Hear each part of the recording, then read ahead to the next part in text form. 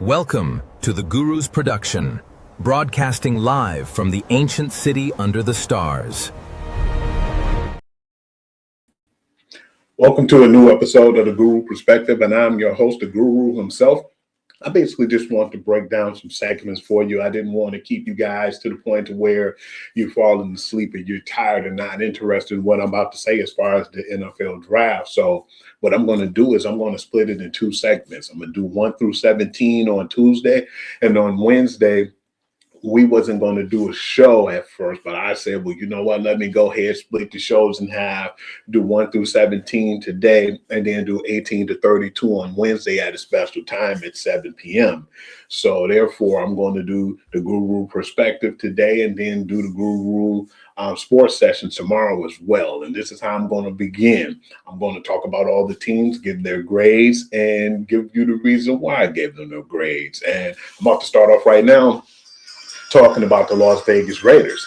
The Las Vegas Raiders, don't get me wrong, because with Fernando Mendoza, I felt like they fulfilled a huge need. That was one of their biggest needs in wide receiver, and they had so many holes to fill that I still feel like having a franchise quarterback would be awesome for this team, because regardless of the fact, no matter how bad a team start off or how poorly a team is, I still feel like they did a really strong job too as well in free agency. So that being said, I want to see how this panned out, but I just really didn't give them as big of a grade as I thought that they'll get, because they had some good hits on here, but a few misses as well. Fernando Mendoza, of course, was an A+ to me, in my opinion, but overall, I'm going to give them a C-. The Raiders regime doesn't get the concept of the draft. That's what I feel like, especially a good and solid draft. I feel like they was neglecting Fernando Mendoza by not giving him the weapons he needed. They had a poor group of his team, the wide receivers, from the beginning, and I just don't really feel like they have enough right now. So that's the reason why I feel like neglecting to help Mendoza is the reason why I gave them a C-. They attempted to address it in the later rounds of the draft at the 195th pick, but that's too little too late. Maybe he might pan out, but then I still feel like at the most part, if you was going to get your franchise quarterback in a draft and you had so many picks like the Las Vegas Raiders, I would have selected him and then at least try to get somebody in the second round at the least. That's just my opinion. I give them credit for the K. Ryan Crawford, who should be a solidified edge rusher in the league. And I like the Gerard McCoy. That might have been a steal of the draft. You know, the issues with him. He was having issues not with his Achilles or his ACL, which was a big issue, him having an ACL injury. But what happened was, now they're saying that he possibly might need another surgery that might possibly keep him out the whole season. So we'll have to wait and see. But he looked good, you know, from what I've seen. And, you know, that's just rumor and speculations. I still feel like that was a good, solid pickup for Gerard McCoy. I knew he was going to slip in the draft because they were saying that second surgery. But still, overall, I feel like they did a good job. But for as far as giving Mendoza the weapons he need, I just feel like it was a huge disappointment. I want to move on to, and I want to get to the New York Jets. I gave the New York Jets an A. The Jets understood that they had to find weapons for their franchise quarterback, even though they don't have that franchise quarterback in the building right now. No disrespect.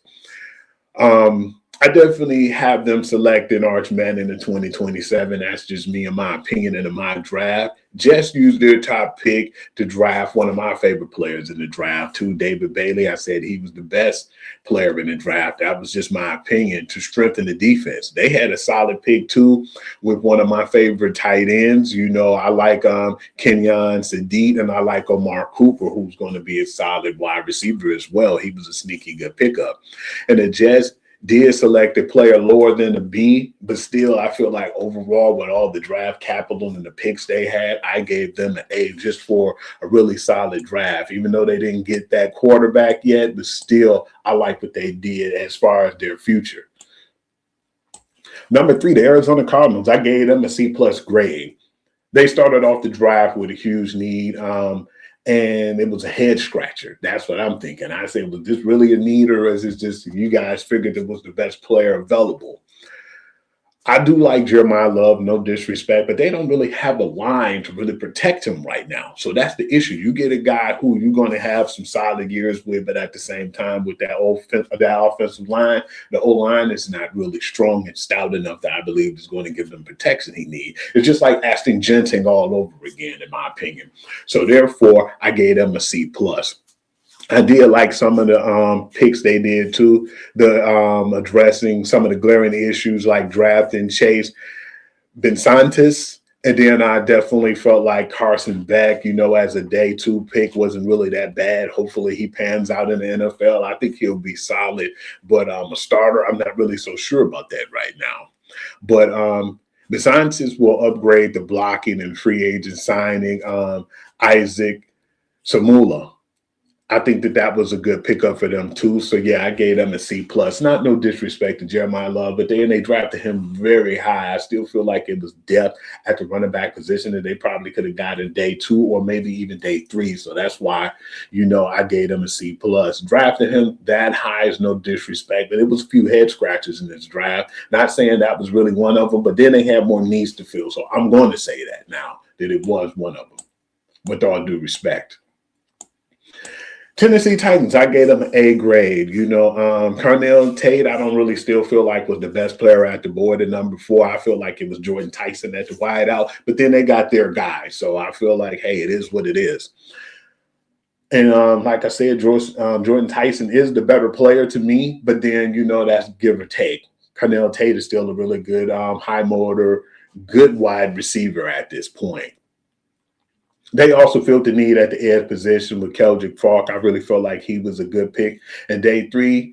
And in day 5, they had solid running back and the tackle.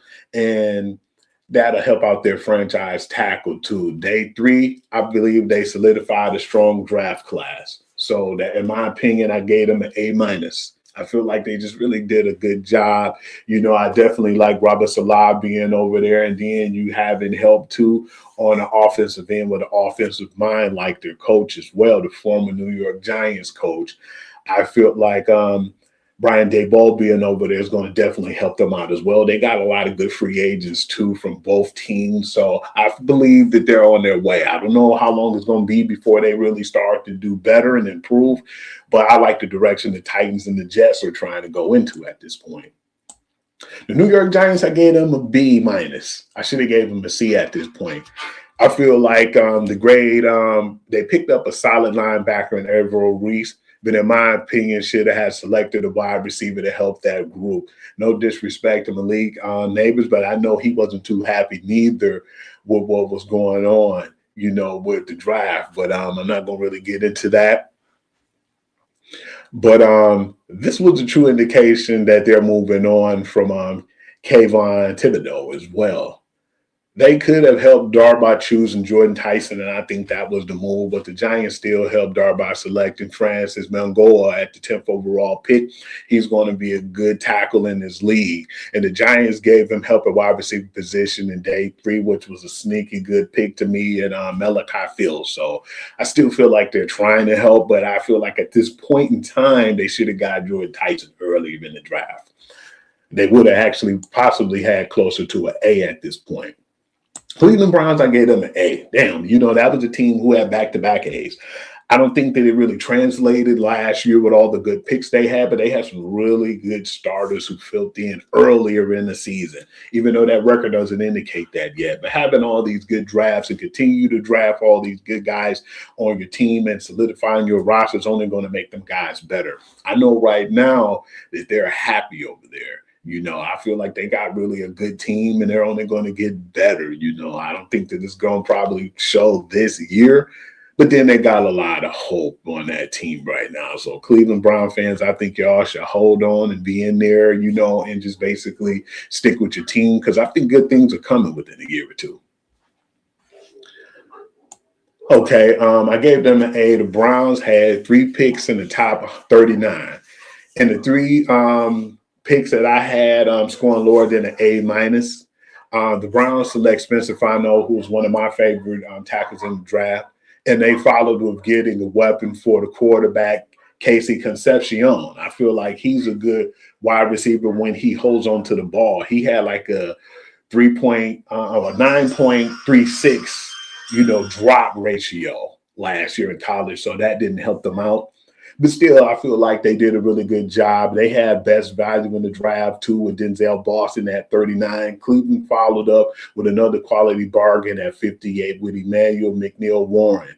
Cleveland is trying to help bolster that offense and to help their starting quarterback, whoever that may be next season, too, whether it's Adore or Deshaun Watson. So, yeah, we'll have to see. With the 7th overall pick, Washington Redskins, or the Washington Commanders, I'm sorry, I don't want to offend anybody. I'm going to give them an A. Washington didn't have much to work with, but it made the most of what they had. Of the 4 picks, the Washington Commanders had a top 200. All of them scored an A at the range. They drafted incredibly well, and I feel like they selected a mega talent or great bargains. They missed out on Canal Tate, I feel like. But then in the 3rd round, Antonio Williams was selected to help Jaden Daniels. So I don't feel like Washington really have a lot of I look at it like when you get a 1st round draft pick at wide receiver, that's great. But then getting the 3rd round with high expectations, we'll just see how that pan out. But I still feel like they did good enough to get an A. New Orleans Saints, I gave them a B-. Of course, they ended up being gifted with Jordan Tyson to be teamed up with Chris Olave. I think that's going to be a dangerous tandem. Solid move getting Olave concussion history because, we don't know one day to the next when he would be back or how long he'll be in the NFL with all the concussions he'd suffered, unfortunately. The Saints spent their next 3 draft choices on solid support in the system, acquiring a guard and 2 pass catchers, Bryce Lance at number 136 to provide most value of the trio. Meanwhile, Oscar Delt will allow Kellen Moore to utilize multiple tight ends formations for more offense too.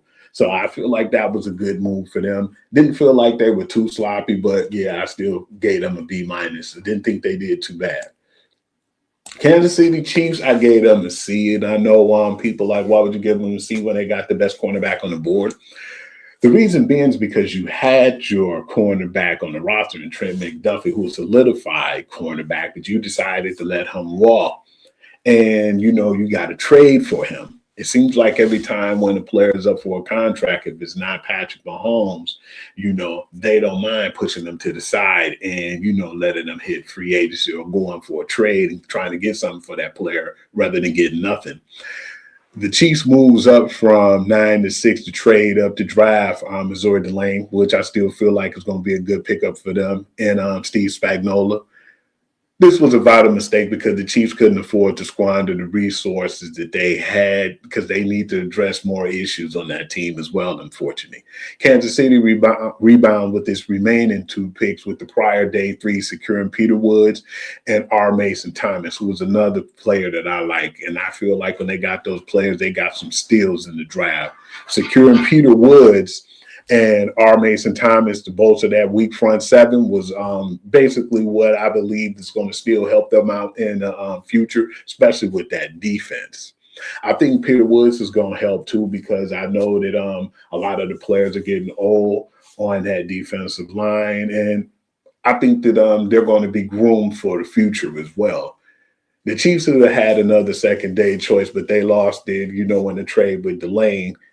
I just feel like that's the reason they got to see because they had a lot more holes to fill and they went up and they gave up too much to do it. Okay, Cincinnati Bengals, I gave them a B- grade. The Bengals used their number 10 pick to acquire Dexter Lawrence, which, I ain't even mad at. I feel like that was a good idea to try to bolster up their defense. I like some of the guys that they got on their defense as well in free agency.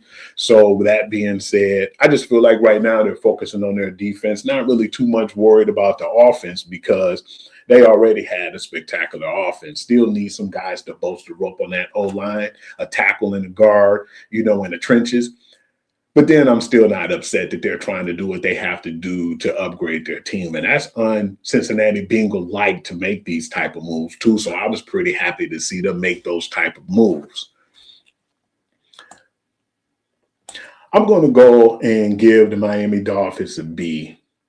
I think Miami did a really good job of getting some of their players in this draft too, with Hafley as their new, general manager or their coach. I'm sorry, Jeff Hafley is their new coach. Correction.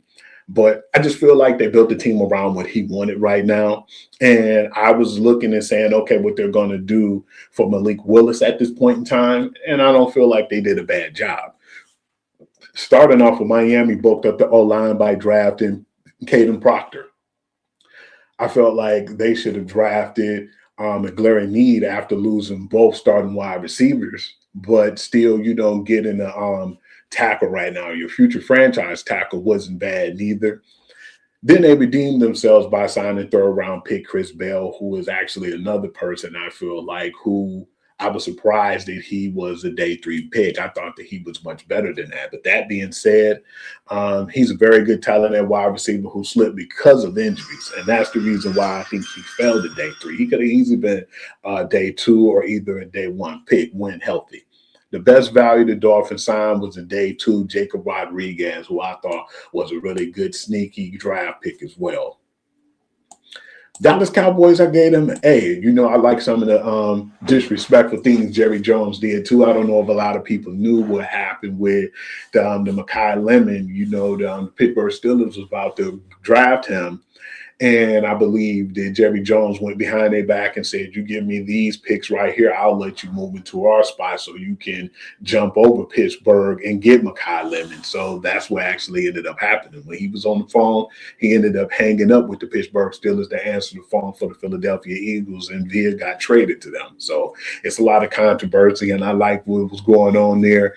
And Jerry Jones being petty. He basically was like, man, it's been done to us a lot. And I feel like by them getting those picks too, that's what solidified them getting an A. Cowboys landed the top safety in the draft at number 11 and then followed that up with their speedy edge rusher, whom they obtained after the trade down 3 spots as well to get more draft capital. So that was another good move. The Cowboys landed another talented edge in the 3rd round and then acquired a ball hawking cornerback in the 4th round. Caleb Downs, Mekhi Lawrence, Jay Sean Barham, and Devin Moore II all scored around the B grade to me or higher. So that's why I feel like that was clean house and that was a sneaky good draft for them. So I want you guys to pay attention. I'm not saying they're going to win no Super Bowl, but I think Dallas going to definitely be leaps and bounds better as far as they already had a decent offense, but I think the defense is going to improve as well. With the number 13 pick, the Atlanta Falcons, I gave them a B. Standout Atlanta draft was the Kerryon Branch pick. Branch is an explosive receiver who was tabbed as a 2nd-round prospect until he was arrested a couple of weeks prior to the draft, unfortunately. It was unclear how he would fall, but clearly he was going to fall. He could be a great value with Atlanta if he stay out of trouble. Of the Atlanta 6, only one scored worse than B-, while which was a C-, given that Kendall Daniels, the linebacker safety tweener, the best value, Harold Perkins, and the 4th-round prospect who fell to them at number 215. So, yeah, I feel like Atlanta didn't do bad, but some of the picks was kind of head scratchers at this point. I'm going to go to the 14th pick, the Baltimore Ravens. They got an A- to me. Baltimore always somehow snag great players and they get them. And, it's like when teams look over them, they grab some of the better players at value. I thought that Zion Young was going to go to the Detroit Lions. They ended up getting someone else instead, Derek Moore. But they ended up getting Zion Young off the board too in number 45 pick. So they got him in the 2nd round. He was one of the guys who I thought could have easily been a 1st-round draft pick. And I definitely had him in my 1st round, if I'm not mistaken. And for him to go to number 45, that was a steal as well, because I thought that he'd be chosen in the 20s. This after the Ravens took care of the other side of the line of scrimmage by obtaining the best guard in the class, Vega Elone. 3 of Baltimore's next 5 picks scored a B+ or better. That includes the 4th-round receiver Elijah Sarrett, who was projected by the team to be chosen in the 2nd round. So it was a lot of good depth at wide receiver in this draft. He was a better value than Jacoby Lane in the third, which was a rare mishap for the Baltimore Ravens front office. But other than that, I feel like they knocked it out of the park, and that's the reason why they didn't get the A. 15, the Buccaneers, I gave them an A- grade. Reuben Bain fell to them, and that was one of my favorite players too. I know people question him and his arms and saying because he has short arms that he's not going to really pan out in the league. But I don't care what they say. I seen him on tape, and I seen what he did with Miami last season, and he was disruptive. Bain has short arms, but I believe that it doesn't even matter at this point. He was expected to go around number 9 to the Kansas City Chiefs. So, of course, I feel like the Tampa Bay Buccaneers got to steal, and he was all on business, man. He wasn't trying to be disrespectful. He talked to, Laura Rutledge and just wanted to get down to, handle the business, and that's what I liked about him. He's ready to go to work already. And then the opposite of that was just Josiah Trotter. This second frame, Trotter feels a big need now that Levante David is retiring, but was chosen in round 2 very early. The same could be said at third rounder Ted Hurst. Tampa rebounded with some strong picks in day 3, both Keontae Scott and DeMonte Capehart. Went way later than what we all expected, or I expected at least. And they both bolster up that defense. That's a good job because not only is that defense already a decent defense, but they made them even stronger with some of the draft picks they got with Reuben Bain, Josiah Trotter, and some of the day 3 draft picks that they had. I really feel like Tampa Bay is going to continue to be who Tampa Bay is with Jason Light as the GM and just them being a good organization as well.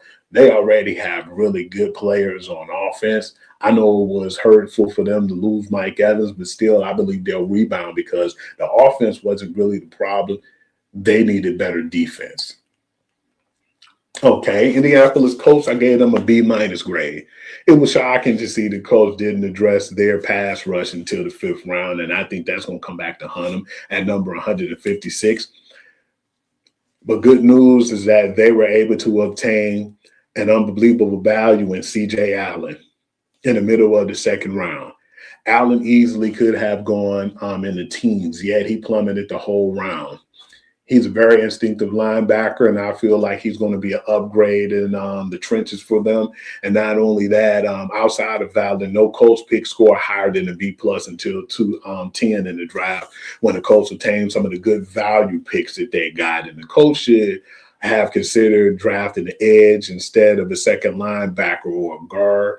And though I didn't mind the guard with Jalen Farmer, but I just feel like they should have did more on focusing on the trenches because, like I said, some of these teams like the Indianapolis Colts got solid offenses, and they need to focus more on getting their defense reassured.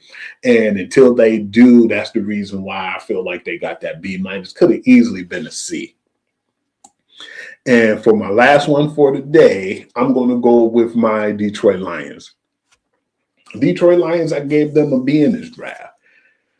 The reason why they didn't get better, because I had to punish them from last year with Isaac Tesla. They've given up 3 third-rounders for him. So it was so much value, either at like the tackle position and, positions that we still didn't really fill with the Detroit Lions. And I still feel like we needed a guard or a tackle just for depth reasons. Yeah, we got some people in free agency, but I still feel like in the draft that could have helped us out as well because some of those contracts are 1-year deals. So by them being 1-year deals, I still feel like we could have used our draft and our third-round capital that we have that we gave away to get some more depth on that O-line because that's been one of the issues, getting pressure on Jared Goff in the interior. So they wanted to get Caden Proctor, but by them not being able to, they ended up settling for Blake Miller, who is actually a fine consolation prize with their new tackle. The Lions entered day 2 looking to address their pass rush. They identified a pass rush that they wanted and traded for him, which I feel like Derek Moore wasn't a bad pick, but was he any better than Zion Young or Cave Jukis? But they made some fine picks, though. I like Keith Abney, who was quality value in round 5. But it was shocking that the Lions still didn't focus on getting a lot more blockers in this draft. But other than that, I still like they actually had a solid draft this year. I feel like if they would have got another at least offensive lineman or guard, I would have been satisfied. But still, I'm not trying to be too picky from last year because I gave them a D, but this year I believe they had a really solid B at this point. And drafting a blocker over Kendrick Law, for example, would have been a much better strategy. But other than that, I feel like we did okay. And I'm not really gonna hold them or just be upset because I feel like they could have did better because I'm not drafted.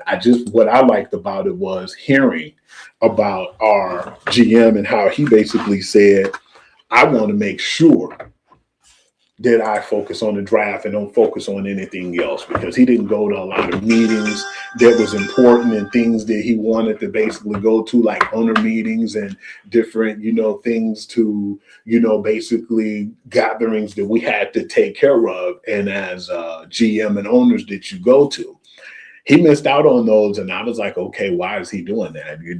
That's uncharacteristic of him. But then when he came out in a press conference and said he wanted to do this because he wanted to shore up our team, and not only shore up our team, but just let them know that he was more serious and he took the draft more serious, because I feel like he knocked it out the park till 2025. I felt like he got a little arrogant and felt like he didn't have to do as much because of the group of guys he had, and then the injuries and everything happened to back-to-back years. And we just fell short of our goal. Anytime you don't make the playoffs, it's a failure. And that's why I feel like he was upset with last year, him and Dan Campbell, and they wanted to, redeem themselves. This was the redemption draft, like I was hearing my homeboy talk about Lion Syndicate. But at this time, it just felt like he knew his mistakes and tried to fill them in. So I was just happy to see that and what he did and how he executed in the draft and how he took amongst himself to do so. Yes, I feel like we could have got more guard play or another tackle, but we didn't have a lot of picks, and I feel like he did the best of what he had. So thank you, Brad Holmes. I'm just hoping that this can impact what we do this 2026-2027 season. And that being said, if you guys want to reach me, you can catch me at Hoovy on Instagram, WHOOVI, where I usually put a lot of content on there as far as promoting our brand, the Nighthawk Network and the Google Productions. You can also catch me on Facebook at Sports Guru to You, where I put the breaking news and the different scores and what's going on around the leagues. And of course, on TikTok, you can catch me at Hugh.Lee6, where I put reels, content, highlights, and some of everything that's under the sun that people would basically check out. And I even have promos and things that I believe people will like. Appreciate you all from checking me out. Know I love you guys show as well. And at the same time, you guys can hit me up in, the comments, just in case anything you feel like I missed or something you want me to talk about more as well. That's at sportsguru2you@gmail.com, or you can hit me up on my regular page at hughlee.com as well. Hugh Lee. Nothing else, just HUGHLEE. Thank you all, and I would like to say have a blessed day. Until then, I will see you guys Wednesday with part 2 of the segment of the NFL draft grades.